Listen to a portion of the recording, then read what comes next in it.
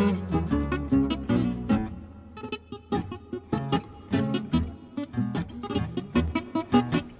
here today with Mario Batali, Gladys Hines, and Diane Harrison. Today we're here to talk about Mario's product introductions of new gadget and gourmet food lines. Mario, one of the reasons why we're really interested in introducing this line is because it's so different. Can you give us an idea of how the line came about? Well, the products component of the line started when a couple of the designers from Copco came over to my house. We basically started working through all of the kitchen tools that I use at my house. And our thought was to say, well, how can we improve this? How can we make this something better, something a little bit more functional, along the lines of how I actually cook? My house was filled with a lot of really good and old classic tools, and we started going through each one and saying, well, this doesn't work for this does work for that, this works for that, this doesn't work for that. And as opposed to just slapping my name on a line of stuff that already existed, we really went in from the ground level and built an entire new line of stuff. So if you look at the stuff, you can tell that there are differences from the classics or from things that we've seen up until now, and that's basically because they're working with my hands and how I actually like to work and cook in the kitchen. Wow. You know, Gladys and Diane have had an opportunity to try out some of the product, and I think they have some questions. Mario, let me start by pointing out the colors. I love the colors. I love the way the colors coordinate with the pinch bowls and the gadgets. Can you tell me what inspired those colors? Actually, there's the inspiration itself is either the way that my children or myself dress. We love the color orange. We love everything about its brightness, its distinctness. It's very well represented in all of my restaurants and in all of my cookbooks, and it's just kind of become a signature thing. So the orange was a gimme. The other colors are kind of naturally part of my palette or the restaurant's palette, the world that I live in. So it was a very obvious extension to go to what they call espresso, which I call dark brown, and what they call pesto, and I just call it light green. But they're very simple and easy to recognize. They are, in their simplicity, distinct from a lot of the other kind of complicated things going on in the market. So it wasn't a huge brain move, but it was something that just was a very natural progression for us. We have the wooden spoons, and this is the kind that we always have sold, and this is yours. And I noticed that it has the thumb indent, and could you explain the difference between the two? Well, first of all, this is still a great spoon. These are classics.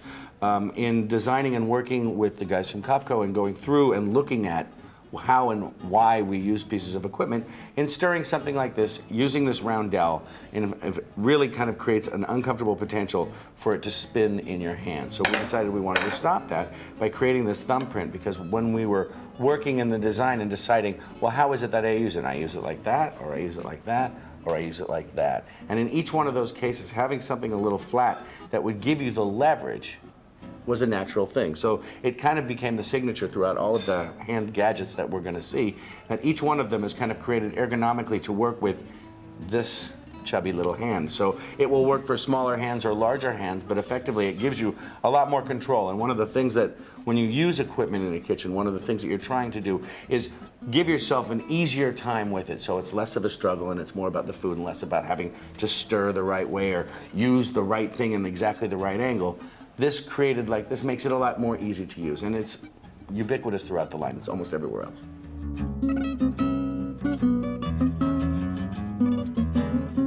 I noticed the peeler has the thumbprint also. Can you tell me why you like this one best? How is this one better than this one? Well, again, this one is a great tool and one of the trendsetters of its time, but the most obvious difference is that this, for some reason, it's twisted for my hand to use. This actually makes more sense. If I'm going to peel, I'm going to hold it like that, and if it's with just a potato or a carrot or something like that, that's a very natural thing. And if I want to use it for something a little bit more like garnishing, creating something a little bit fancier, like thin little pieces of tomato to make into a flower, or pieces of cucumber or eggplant skin or anything like that, this is the natural way that you would hold a knife, like if it was a paring knife. So this just fits that way. One of the most important decisions in designing this is the fact that we have a serrated blade on that. That allows you to peel something as delicate as a tomato while still retaining all of the ability to peel your standard potatoes and carrots and things like that. And also gives you the opportunity to get something a little bit thinner if you just want to remove the very outside or you want to use it for design. So, and it's also it's substantially sharper and will stay sharper a longer time with this little serrate. And it's also just, I think it's nice, it's pretty.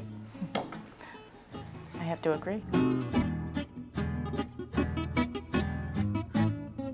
Your silicone basting brush, Yes. as opposed to the old-fashioned kind.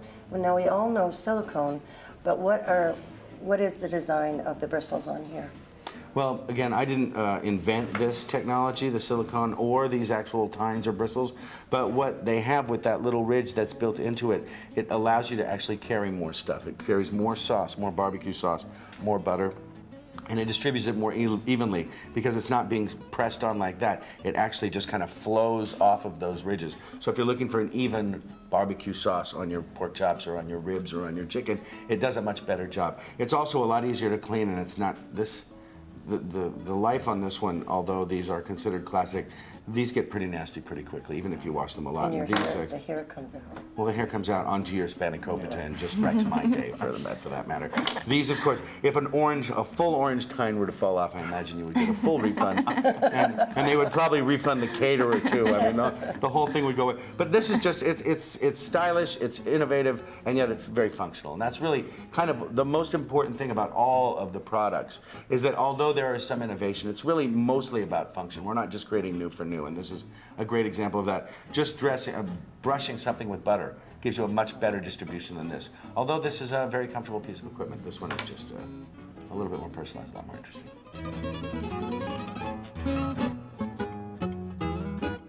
You have a great new size flexible turner. Can you tell me what kind of cooking what you developed this turner for? Well, this originally was probably developed because my favorite thing to make is what we call teddy bear pancakes for my kids. And that's just an example of something that's just a little bit larger than this size, although this size is also still very usable, and we have this size as well. The larger turner gives you a lot more control over something a little bit bigger. For example, trying to turn a whole fish, or something that's got a little bit more delicate skin on it on the grill or on the barbecue, or just turning something on a griddle or in a saute pan or in a fry pan, just to turn it over more easily. With a lot more surface, it just takes a lot of the risk and gamble out, so you don't feel like you're going to lose it off to the side. So it just makes a lot of sense. I think it's going to be very successful. This is me and a spatula right here.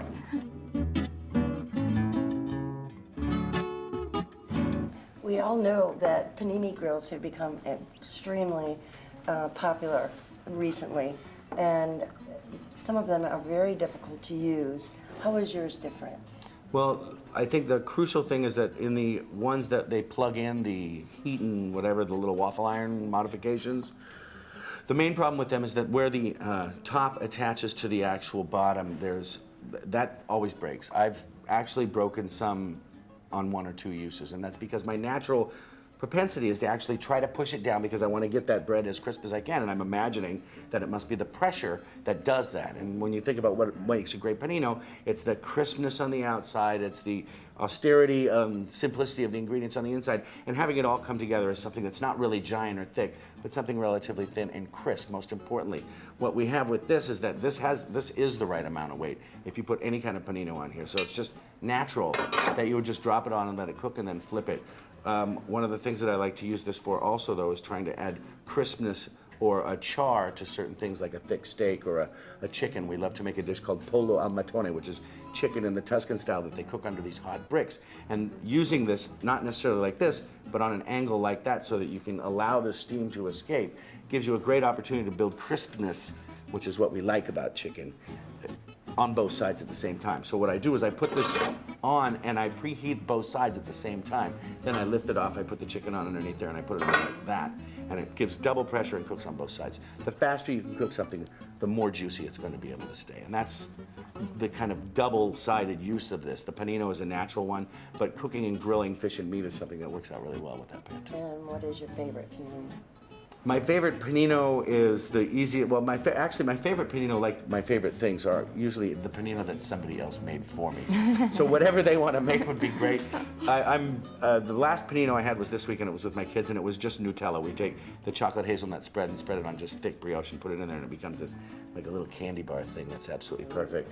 But my favorite is anything that has a really good bread and then just a thin amount of some kind of spicy meat and then some kind of a hot pepper condiment. I like peppers and just a little little bit of cheese. But understanding a panino is understanding that it's less is more. You don't want to fill it up like a overstuffed sandwich or a dagwood. It's really just a couple of things in there and then having that balance come together because of the right pressure that makes it so delicious.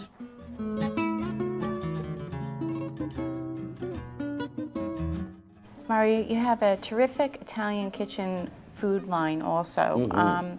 Can you tell me how that was developed? Well, it was kind of a whim, and I know that it's exclusive to Le Gourmet Chef, particularly the zinger that we're doing, because it came out of a meeting where we were just sitting around kind of shooting the breeze about what it is that we do and what is in my fridge. I think one of the biggest questions is, so what's really in your fridge? And what's really in my fridge is there's 4 or 5 different kinds of jam, there's 10 or 11 different kinds of hot sauce, there's 2 or 3 bottles of sparkling wine, a lot of water, and then some old vegetables that have been sitting in there for a couple of days.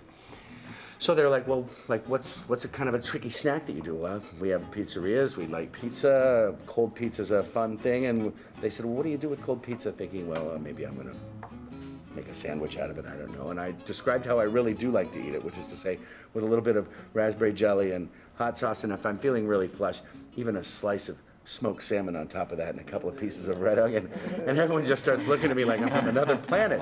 Well, as it turns out, they tasted it and they thought it was a really great idea. So it kind of came about from, there's your standard cold pizza. This would be pepperoni.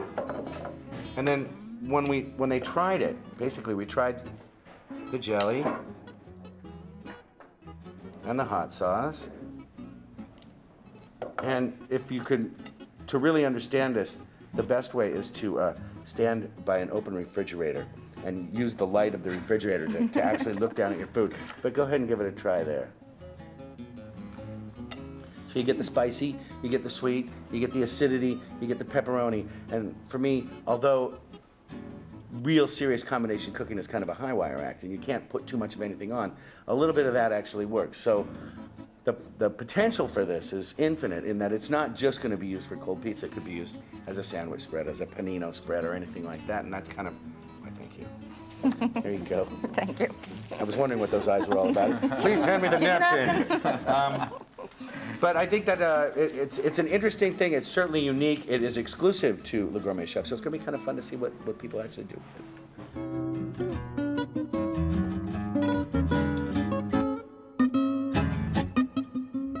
I'd like to throw a challenge out to our associates. We're pretty good at this. Let's have a contest. Okay. How about that?